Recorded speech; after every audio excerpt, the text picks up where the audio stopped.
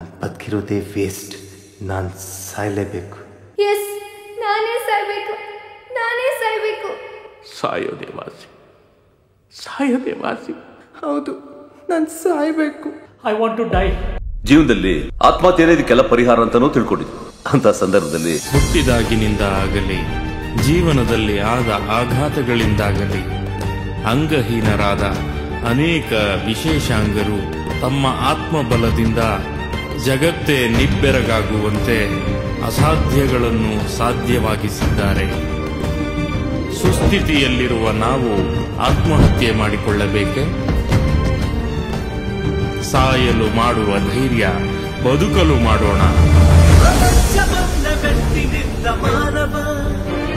ಅಸಾಧ್ಯಗಳನ್ನು ಸಾಧಿಸೋದು ಬಲ್ಲವ. ನಾನೆಂತ ಚಿತ್ರಣ ಮಾಡಿಲ್ಲ ಅನ್ನೋದು ನಿಮ್ಗೆ ವಿಷಯ ಗೊತ್ತು. ಇದು ನನ್ನ 105ನೇ ಚಿತ್ರ, ಸೆಪ್ಟೆಂಬರ್ 10. ಈ ಶೀರ್ಷಿಕೆ ಯಾಕೆ ಇಟ್ಕೊಂಡಿದ್ದೀನಿ ಅಂದರೆ ಅದಕ್ಕೊಂದು ವಿಶೇಷ ಇದೆ ಈ ದಿನಕ್ಕೆ. ಸೆಪ್ಟೆಂಬರ್ ಅಂತಂದರೆ ವಿಶ್ವ ಆತ್ಮಹತ್ಯಾ ನಿವಾರಣಾ ದಿನ, ವರ್ಲ್ಡ್ ಸೂಯಿಸೈಡ್ ಪ್ರಿವೆನ್ಷನ್ ಡೇ. ಇಲ್ಲಿ ರಿಪೋರ್ಟ್ ತಗೊಂಡ್ರು ರೈತರ ಆತ್ಮಹತ್ಯೆ, ಪ್ರೇಮಿಗಳ ಆತ್ಮಹತ್ಯೆ, ವಿದ್ಯಾರ್ಥಿಗಳ ಆತ್ಮಹತ್ಯೆ, ಶ್ರೀಮಂತರ ವ್ಯಾಪಾರದಲ್ಲಿ ಸೋತು ಅವರು ಆತ್ಮಹತ್ಯೆ ಮಾಡ್ಕೊಳ್ತಾ ಇದ್ದಾರೆ ಅನ್ನೋ ವಿಷಯ ನಿಮ್ಮೆಲ್ಲರಿಗೂ ಗೊತ್ತು. ನಾವು ಹೇಳೋದೊಂದೇ, ಭಗವಂತ ನಮಗೆಲ್ಲ ಕೊಟ್ಟಿದ್ದಾನೆ. ಇಷ್ಟು ಆರೋಗ್ಯವಾಗಿ ಆನಂದವಾಗಿರುವಾಗ ಯಾವುದೋ ಸಣ್ಣ ಕಷ್ಟ ಬಂತಂತ ನಾವು ಆತ್ಮಹತ್ಯೆ ನಾವು ಮಾಡಿಕೊಂಡ್ರೆ ನಮ್ಮನ್ನು ನಂಬ್ಕೊಂಡಿರೋರು ಏನಾಗ್ತಾರೆ, ನಮ್ಮ ಹಿಂದಿರೋರು ಏನಾಗ್ತಾರೆ, ಒಂದು ಸಲ ಒಂದು ಕ್ಷಣ ಯೋಚನೆ ಮಾಡಬೇಕು. ನಮ್ಮ ನಂಬ್ಕೊಂಡು ಇಷ್ಟು ಜನ ಇದ್ದಾರೆ, ಇಷ್ಟು ವರ್ಷ ಬದುಕಿದ್ದೀವಿ, ನಾವು ಓದಿದ್ದೀವಿ, ನಾವು ಈ ತಪ್ಪು ಮಾಡಬಹುದಾ ಮಾಡಬಾರದಾ ಅನ್ನೋ ವಿಚಕ್ಷಣಾ ಜ್ಞಾನ ಬರಬೇಕು ಅನ್ನೋದೇ ಮುಖ್ಯವಾಗಿ ಈ ಸೆಪ್ಟೆಂಬರ್ 10 ಹೇಳಕ್ಕೆ ಇಷ್ಟಪಟ್ಟಿದ್ದೀನಿ. ಸಾವಂದ್ರೆ ಭಗವಂತ ಕೊಡಬೇಕು. 100 ವರ್ಷ ಆಯುಷ್ಯ ಅಂತ, ಶತಾಯುಷ್ಯ ಅಂತ ನಾವು ಆಶೀರ್ವಾದ ಮಾಡ್ತೀವಿ. ನಾವು ಯಾಕೆ ಕಷ್ಟ ಇದ್ರು ಸುಖ ಇದ್ರು ಎಲ್ಲ ನಡ್ಕೊಂಡು ಮುಂದಕ್ಕೆ ಹೋಗಿ 100 ವರ್ಷ ಬಾಳಬೇಕು, ಚೆನ್ನಾಗಿರಬೇಕು ಅನ್ನೋದೇ ದೇವರ ಆಶೀರ್ವಾದ. ಅಂತ ಭಗವಂತ 100 ವರ್ಷ ಬದುಕಲಿ ಬಾಳಲಿ ಅಂತ ಆಶೀರ್ವಾದ ಮಾಡುವಾಗ ನಾವ್ಯಾಕೆ ಆತ್ಮಹತ್ಯೆ ಮಾಡ್ಕೋಬೇಕು? ಪುರಾಣದಲ್ಲಿದೆ, ಆತ್ಮಹತ್ಯೆ ಮಾಡಿಕೊಂಡ್ರೆ ನಾವು ದೆವ್ವ ಆಗ್ತೀವಿ, ಇನ್ನೊಂದು ಜನ್ಮ ಬರಬೇಕಾಗುತ್ತೆ, ಇದಕ್ಕಂತ ಕಷ್ಟ ಪಡಿಬೇಕಾದ ಪರಿಸ್ಥಿತಿ ಬರುತ್ತೆ ಅನ್ನೋದು ಶಾಸ್ತ್ರ ಹೇಳ್ತಾ ಇರೋದು ನಿಮ್ಮೆಲ್ಲರಿಗೂ ಗೊತ್ತಿರೋಂಥ ವಿಷಯ. ಅದಕ್ಕೋಸ್ಕರ ಆತ್ಮಹತ್ಯೆ ಮಾಡ್ಕೋಬಾರದು ಅನ್ನೋದು. ಆತ್ಮಹತ್ಯೆ ಮಾಡ್ಕೋಬೇಕಂದ್ರೆ ಮನುಷ್ಯ ಎಷ್ಟೋ ಫ್ರಸ್ಟ್ರೇಷನ್ಗೆ ಹೋಗಿರ್ತಾನೆ. ಇನ್ನು ಕಷ್ಟ ನಾನು ಬದುಕೇನು ಸಾಧನೆ ಮಾಡೋಕ್ಕಾಗಲ್ಲ, ನಾನು ಬದುಕೋದು ವೃಥಾ ಅಂತ ಯೋಚನೆ ಬರುತ್ತೆ. ಎಷ್ಟೋ ಧೈರ್ಯ ಬೇಕು, ಎಷ್ಟೋ ಸಾವಿಗೆ ಬೇಕಾಷ್ಟು ದಾರಿಗಳಿದೆ ಆತ್ಮಹತ್ಯೆ ಮಾಡ್ಕೊಳ್ಳೋಕ್ಕೆ. ಎಲ್ಲ ಯೋಚನೆ ಮಾಡ್ತಾರೆ, ಈ ರೀತಿ ಸತ್ರೆ ಹೇಗೆ, ಆ ರೀತಿ ಸತ್ರೆ ಹೇಗೆ, ಏನೇನೋ ಯೋಚನೆ ಮಾಡ್ತಾರೆ. ಸಾಯ್ಬೇಕಂದ್ರೆ ಧೈರ್ಯ ಬೇಕು. ಫಾರ್ ಎಕ್ಸಾಂಪಲ್ ಒಂದು ಏನು ಹಾಕೋಬೇಕು ಅನ್ಕೊಂಡ್ರಿ, ಎಷ್ಟೋ ಧೈರ್ಯ ಬೇಕು. ಸಾಯಕ್ಕಷ್ಟು ಧೈರ್ಯ ಮಾಡ್ತಾ ಇದ್ರಲ್ವಾ, ಬದುಕಕ್ಕೆ ಯಾಕೆ ಧೈರ್ಯ ಮಾಡಬಾರದು?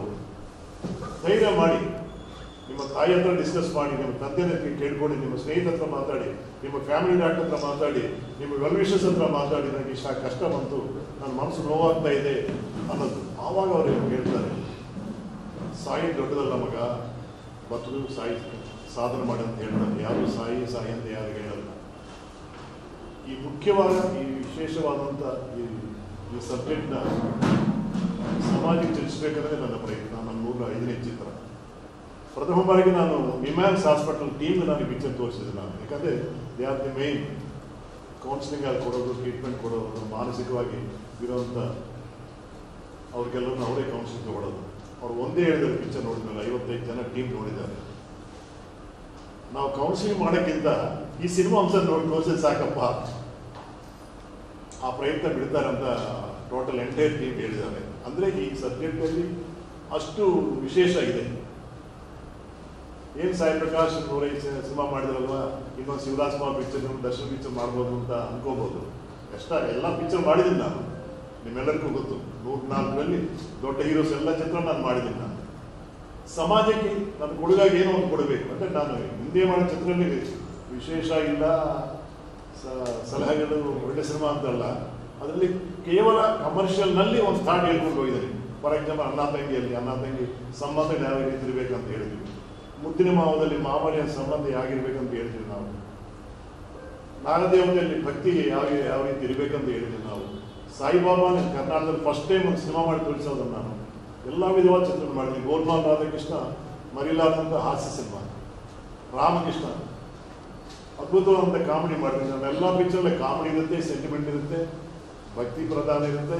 ಅಂಬರೀಷ್ ಇಟ್ಕೊಂಡು ರೌಡಿ MLA ಮಾಡಿದ್ದೀನಿ, ಸೂರ್ಯನ ಸರ್ದಾರ ಮಾಡಿದ್ದೀನಿ, ಜಗ್ಗೇಶ್ ಇಟ್ಕೊಂಡು ಅದ್ಭುತವಾದಂಥ ಕಾಮಿಡಿ ಪಿಕ್ಚರ್ಸ್ ಮಾಡಿದ್ದೀನಿ, ಸುದೀಪ್ ಅವ್ರು ಇಟ್ಕೊಂಡು ಮಹಾರಾಜ, ಕಾಶಿಪುರ ವಿಲೇಜ್ ಒಂದು ಚಿತ್ರ ಮಾಡಿದ್ದೀನಿ ನಾನು, ಸೂರಾಜ್ಕುಮಾರ್ 9 ಚಿತ್ರ ಮಾಡಿದ್ದೀನಿ.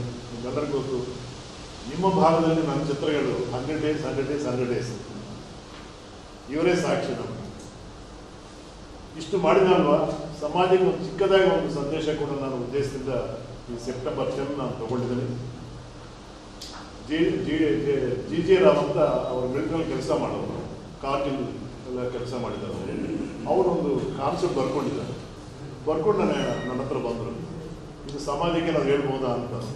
ಇದು ಡಾಕ್ಯುಮೆಂಟ್ರಿ ಅಲ್ಲ ಸರ್, ಇದು ಸಿನಿಮಾನ ಹೆಂಗೆ ಮಾಡಿ ಅಂತ ನಾನು ಕೇಳಿದ್ದೀನಿ. ನೀವೇನಾದರೂ ಮಾಡ್ಬೋದು ಸರ್, ನೀವು ಮನಸ್ಸು ಮಾಡಿದೆ ಅಂತ ಹೇಳಿದ್ದಾರೆ.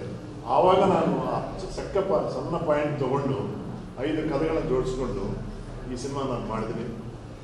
ವಿಶೇಷ ಇದರಲ್ಲಿ ಏನಿದೆಯೋ ಎಲ್ಲ ನಿಮಗೆ ತಿಳಿಸಿದ್ದೇನೆ. ನಾನು ಖುಷಿ ಆಗುತ್ತೆ. ನಮ್ಮ ಗಣೇಶ ಅವರು ಇದರಲ್ಲಿ ಒಂದು ಶ್ರೀಮಂತರ ಪಾತ್ರ ಮಾಡಿದ್ದಾರೆ. ಅವರ ಪಾತ್ರದ ಬಗ್ಗೆ, ಸಿನಿಮಾ ಬಗ್ಗೆ ಅವ್ರು ಮಾತಾಡಲಿ ಅಂತ ನಾನು ಆಸೆ. ಬಳ್ಳಾರಿನಲ್ಲಿ ನಂದು ಮೊದಲನೆಯ ಪ್ರೆಸ್ ಮೀಟ್ ಇದು. ಈ ಒಂದು ಸಾಯಿ ಪ್ರಕಾಶ್ ಅವರ 105ನೇ ಚಲನಚಿತ್ರಕ್ಕೆ ಬಳ್ಳಾರಿಯ ಮಾಧ್ಯಮ ಮಿತ್ರರ ಪರವಾಗಿ ಅವರ ಕಡೆಯಿಂದ ಹೃದಯಪೂರ್ವಕ ಅಭಿನಂದನೆಗಳನ್ನು ಸಲ್ಲಿಸೋದಕ್ಕೆ ಇಷ್ಟಪಡ್ತೇನೆ. ಈ ಸಿನಿಮಾ ಸೆಪ್ಟೆಂಬರ್ 10 ಆ ಒಂದು ದಿನ ವಿಶ್ವ ಆತ್ಮಹತ್ಯಾ ನಿರ್ಮೂಲನಾ ದಿನವನ್ನಾಗಿ ಭಾರತ ಸರ್ಕಾರ ಮತ್ತು ವಿಶ್ವವೇ ಆಚರಣೆ ಮಾಡುತ್ತೆ. ಅದರ ಅಂಗವಾಗಿ ಅದಕ್ಕೆ ಪೂರಕವಾಗಿ ಈ ಸಿನಿಮಾವನ್ನು ಸಾಯಿ ಪ್ರಕಾಶ್ ಅವರು ಬಹಳ ಅತ್ಯುತ್ತಮ ರೀತಿಯಲ್ಲಿ ನಮ್ಮ ಕರ್ನಾಟಕ ಜನತೆಗೆ ಕಟ್ಟಿಕೊಟ್ಟಿದ್ದಾರೆ. ಇದರಲ್ಲಿ ನನ್ನೊಂದು ಮೇನ್ ವಿಲನ್ ಪಾತ್ರ, ಒಬ್ಬ ಶ್ರೀಮಂತ ವಿಲನ್ ತನ್ನ ಮಗಳನ್ನ ಅಷ್ಟೇ ಶ್ರೀಮಂತವಾಗಿ ಬೆಳೆಸಿರ್ತಾನೆ, ಅಷ್ಟೇ ಒಂದು ದೊಡ್ಡ ಕಾಲೇಜಿಗೆ ಸೇರಿಸಿರ್ತಾನೆ. ಆ ಮಗಳು ಒಬ್ಬ ಬಡ ರೈತನ ಮಗಳನ್ನು ಪ್ರೀತಿ ಮಾಡ್ತಾಳೆ. ಆ ಟೈಮಲ್ಲಿ ಯಾವುದೇ ಆಬ್ವಿಯಸ್ಲಿ ನಮ್ಮ ಸಮಾಜದಲ್ಲಿ ಯಾರೂ ಒಪ್ಪಲ್ಲ ಅದನ್ನು, ಬಡವ ಶ್ರೀಮಂತ ಭೇದ ಭಾವ ಇದ್ದೇ ಇರುತ್ತೆ. ಆ ಸಮಯದಲ್ಲಿ ಪ್ರೇಮಿಗಳು ಆತ್ಮಹತ್ಯೆ ಮಾಡ್ಕೊತಾರೋ ಅವರು ಅಥವಾ ಮನೆಯವರು ಆತ್ಮಹತ್ಯೆ ಮಾಡ್ಕೊಳ್ತಾರೋ ಅನ್ನೋದೇ ಒಂದು ಟ್ವಿಸ್ಟ್ ಇದೆ ಸಿನಿಮಾದಲ್ಲಿ. ದಯವಿಟ್ಟು ಅದನ್ನು ಸಿನಿಮಾ ನೋಡಿ.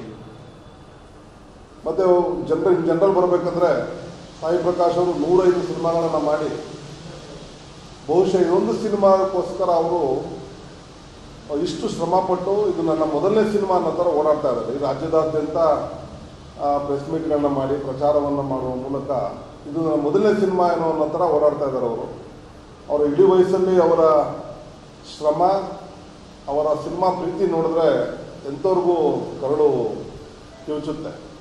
ಕಾರಣ ಸುಮಾರು ದೊಡ್ಡ ದೊಡ್ಡ ಹೀರೋಗಳ ಸಿನಿಮಾವನ್ನು ನಿರ್ದೇಶನ ಮಾಡಿ ಸುಮಾರು 90%ಗಿಂತ ಅಧಿಕ ಸಕ್ಸಸ್ ಇರ್ತಾರೆ. 100 ಸಿನಿಮಾಗಳಲ್ಲಿ 90 ಸಿನಿಮಾಗಳು 100 ಡೇಸನ್ನು ಕಂಡಿರ್ತಕ್ಕಂಥ ಏಕೈಕ ನಿರ್ದೇಶಕ ನಮ್ಮ ಕರ್ನಾಟಕದಲ್ಲಿದ್ದಾರೆ ಅಂದರೆ ನಮ್ಮ ಹೆಮ್ಮೆ ಅದು. ಯಾರೂ ಕೂಡ 105 ಸಿನಿಮಾಗಳನ್ನು ನಿರ್ದೇಶನ ಮಾಡಿಲ್ಲ ಇದುವರೆಗೂ. ಮಾಡಿರುವ ಏಕೈಕ ನಿರ್ದೇಶಕರು ನಮ್ಮ ಸಾಯಿ ಪ್ರಕಾಶ್ ಅವರು. ಅವರ ಈ 105ನೇ ಚಿತ್ರ ತಮ್ಮೆಲ್ಲರ ಸಹಕಾರ ಪ್ರೋತ್ಸಾಹದಿಂದ ಒಂದು ಒಳ್ಳೆ ಮಟ್ಟದಲ್ಲಿ ಹೆಸರನ್ನು ಮಾಡಿದ್ರೆ ಈ ಸಮಾಜಕ್ಕೆ ಒಂದು ಮಾರ್ಗದರ್ಶನ ಸಿಗುತ್ತೆ, ಸಮಾಜಕ್ಕೆ ಒಂದು ಸ್ಥೈರ್ಯ, ಆತ್ಮಸ್ಥೈರ್ಯ ತುಂಬುವಂಥ ಚಿತ್ರ ಇದು. ಯಾಕೆ ಆತ್ಮಸ್ಥೈರ್ಯ ಅಂತ ಹೇಳಿದ್ರೆ, ಇವತ್ತು ಬದುಕೋದಕ್ಕೆ ಎಷ್ಟು ಕಷ್ಟಪಡ್ತೀವೋ ಸಾಯೋದಕ್ಕೆ ಅದು 10ರಷ್ಟು ಕಷ್ಟಪಡ್ಬೇಕು. ಧೈರ್ಯ ಬೇಕು. ಬದುಕೋದಕ್ಕೆ ಒಂದು 10% ನಾವು ಧೈರ್ಯ ತೋರಿಸಿದ್ರೆ ಸಾಯೋದಕ್ಕೆ 90% ಜಾಸ್ತಿ ಧೈರ್ಯ ತೋರಿಸ್ಬೇಕಾಗುತ್ತೆ. ಆ ಥರ ಧೈರ್ಯ ತುಂಬುವಂಥ ಚಿತ್ರದ ಕತೆ ಈ ಸೆಪ್ಟೆಂಬರ್ 10ನಲ್ಲಿದೆ. ಕಾರಣ ನಿಮಗೆಲ್ಲ ಗೊತ್ತೇ ಇದೆ. ಎಂಥ ದೊಡ್ಡ ಸಾಹುಕಾರ ಕೋಟ್ಯಾಂತರ ರೂಪಾಯಿಗಳನ್ನು ವ್ಯವಹಾರ ಮಾಡುವ ಒಂದು ಎಕ್ಸಾಂಪಲ್ ನಮ್ಮ ಕಾಫಿ ಡೇ ಸಿದ್ಧಾರ್ಥ ಅವರು. ನಿಮಗೆಲ್ಲ ಗೊತ್ತಿರೋ ಕೋಟ್ಯಾಂತರ ರೂಪಾಯಿ, ನೂರಾರು ಕೋಟಿ, ಸಾವಿರಾರು ಕೋಟಿ ವ್ಯವಹಾರ ಮಾಡಿದಂಥವ್ರು ಆ ವ್ಯಾವಹಾರಿಕ ಒತ್ತಡನ ಸಹಿಸಲಾರದೆ ಆತ್ಮಹತ್ಯೆ ಮಾಡಿಕೊಂಡ್ರು ಅಂತ ನಿಮಗೆಲ್ಲ ಗೊತ್ತೇ ಇದೆ. ಆ ಥರದ್ದು ಕೂಡ ಒಂದು ಸನ್ನಿವೇಶ ಇಲ್ಲಿ ಸಿನಿಮಾದಲ್ಲಿದೆ. ಆ ಸಿನಿಮಾದಲ್ಲಿ ಆ ಒತ್ತಡಕ್ಕೆ ಏನು ಪರಿಹಾರ ಅನ್ನೋದು ಕೂಡ ಒಂದು ಸೊಲ್ಯೂಷನ್ ಕೊಟ್ಟಿದ್ದಾರೆ. ಹಾಗೆ ಪ್ರೇಮಿಗಳಿರ್ಬೋದು, ರೈತರ ಆತ್ಮಹತ್ಯೆಗಳಿರ್ಬೋದು, ಹೀಗೆ ಹಲವಾರು ಆಯಾಮಗಳಲ್ಲಿ ಸಿನಿಮಾವನ್ನು ನಿರ್ದೇಶನ ಮಾಡಿ ಸಮಾಜಕ್ಕೆ ಒಂದು ಮಾದರಿ ಆಗಬೇಕು, ಆತ್ಮಸ್ಥೈರ್ಯ ತುಂಬುವಂಥ ಕೆಲಸ ಆಗಬೇಕು ಅನ್ನೋ ಒಂದು ನಿಟ್ಟಿನಲ್ಲಿ ಅವರು ಹೋರಾಡ್ತಾ ಇದ್ದಾರೆ. ಅವರು 105ನೇ ಸಿನಿಮಾಕ್ಕೆ ಇಷ್ಟೊಂದು ಓಡಾಡೋ ಅವಶ್ಯಕತೆ ಇರಲಿಲ್ಲ. ಕಾರಣ ಇಷ್ಟು ಕಮರ್ಷಿಯಲ್, ಅವರೇ ಹೇಳೋದು ಈಗಾಗಲೇ ನಾನು ಮಾಡಿರ್ತಕ್ಕ ಎಲ್ಲ ಕಮರ್ಷಿಯಲ್ ಚಿತ್ರಗಳು ಸಮಾಜಕ್ಕೆ ಒಂದಲ್ಲ ಚಿಕ್ಕ ಪುಟ್ಟ ಸಂದೇಶ ಕೊಡ್ತಾಯಿದ್ರು. ಬಟ್ ಈ ಸಿನಿಮಾ ಸಮಾಜಕ್ಕೆ ಪರಿಪೂರ್ಣ ಸಂದೇಶವನ್ನು ಕೊಡುವಂಥ ಚಿತ್ರ, ಅದಕ್ಕೋಸ್ಕರ ಹೋರಾಡ್ತಾ ಇದ್ದೀನಿ ಗಣೇಶ್ ಅಂತಂದರು. ಅವರು ಸಮಾಜಕ್ಕೆ ಮಾದರಿ ಹೇಗೆ ಈ ಸಿನಿಮಾದ ಮುಖಾಂತರ ಮಾದರಿ ಅಲ್ಲ, ಅವರು ತಮ್ಮ ಸೋಷಿಯಲ್ ಕಮಿಟ್ಮೆಂಟ್ಸ್ ಕೂಡ ಅದೇ ಥರ ಇದೆ. ಅವರಿಗೆ 70+ ವರ್ಷ ಆದರೂ ಕೂಡ ಸುಮಾರು 125 ಬಾರಿ ರಕ್ತದಾನ ಮಾಡಿದರು. ಇಡೀ ಕರ್ನಾಟಕದಲ್ಲಿ ಸರ್ಕಾರದಿಂದ ಗುರುತಿಸಿರ್ತಕ್ಕಂಥ 125 ಬಾರಿ ರಕ್ತದಾನ ಮಾಡಿದ್ರು ನಮ್ಮ ಸಾಯಿ ಪ್ರಕಾಶ್ ಅವರು. ಅವ್ರ ಕಮಿಟ್ಮೆಂಟ್ಸ್ ಹೇಗಿದೆ ಅಂದರೆ, ಅವರು ಪೀಕ್ ಟೈಮು ಅಂದರೆ ಶಶಿಕುಮಾರ್ ಅವರು, ಮಾಲಾಶ್ರೀ ಅವರು, ಸುನಿಲ್ ಅವರು, ಶಿವರಾಜ್ ಕುಮಾರ್ ಅವರು, ಅಂಬರೀಷ್ ಅವರು ಅಂಥವ್ರನ್ನ ನಿರ್ದೇಶನ ಮಾಡುವಾಗ ದಿನಕ್ಕೆ 2 ಸರಿ 3 ಸರಿ 2-3 ಶಿಫ್ಟಲ್ಲಿ ಕೆಲಸ ಮಾಡ್ತಾಯಿದ್ರು. ಇದೊಂದು ಸಿನಿಮಾ ಶಶಿಕುಮಾರ್ ಮಾಡಿದ ಅದೇ ಆವತ್ತೇ ಮಧ್ಯಾಹ್ನ ಶಿವರಾಜ್ ಕುಮಾರ್ದು, ಸಾಯಂಕಾಲ ಅಂಬರೀಷ್ ಅವರು, ಈ ಥರ ನಿರ್ದೇಶನ ಮಾಡ್ತಾ ಇದ್ದ ಸಮಯದಲ್ಲೂ ಕೂಡ ಅವರ ಬರ್ತ್ಡೇ ದಿನ ಯಾವತ್ತೂ ಕೂಡ ಅವರು ಮಿಸ್ ಮಾಡ್ತಾ ಇರಲಿಲ್ಲ ಈ ಸೋಷಿಯಲ್ ಕಮಿಟ್ಮೆಂಟ್ಸನ್ನು. ರಕ್ತದಾನ ಶಿಬಿರವನ್ನು ಏರ್ಪಡಿಸ್ತಾ ಇದ್ರು, ಆರೋಗ್ಯ ತಪಾಸಣೆ ಶಿಬಿರ ಉಚಿತವಾಗಿ ಮಾಡ್ತಾಯಿದ್ರು.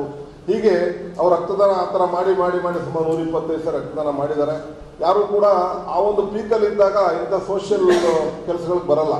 ಅವರು ಇದರಲ್ಲೇ ಒತ್ತಡದಲ್ಲಿ ಬ್ಯುಸಿ ಇರ್ತಾರೆ. ಆದರೆ ಅವರು ಆ ಥರ ಮಾಡಲಿಲ್ಲ.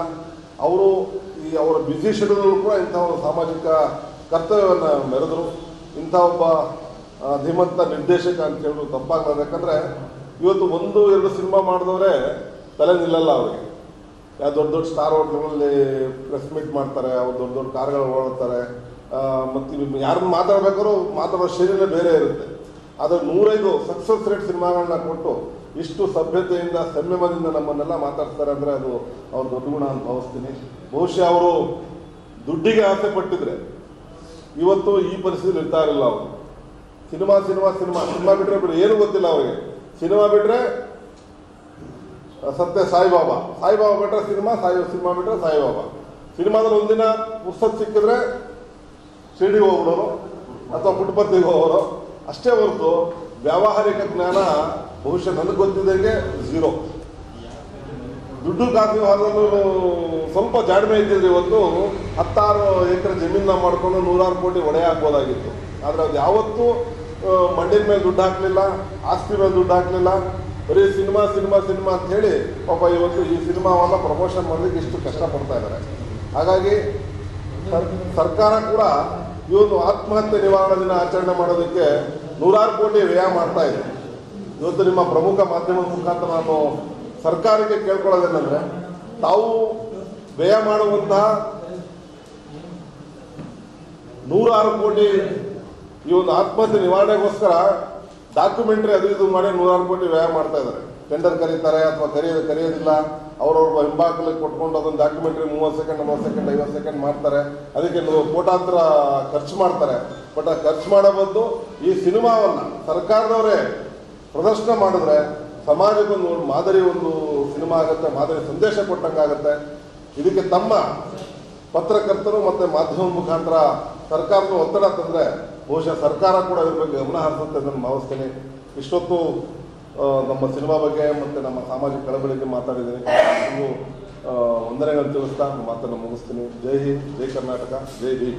ಬಳ್ಳಾರಿಯ ನಿರಂತರ ಸುದ್ದಿಗಾಗಿ ಬಳ್ಳಾರಿ ಬೆಳಗಾಯಿತು ಚಾನೆಲ್ನ ಸಬ್ಸ್ಕ್ರೈಬ್ ಮಾಡಿ ಹಾಗೂ ಬೆಲ್ ಐಕಾನ್ ಒತ್ತಿ.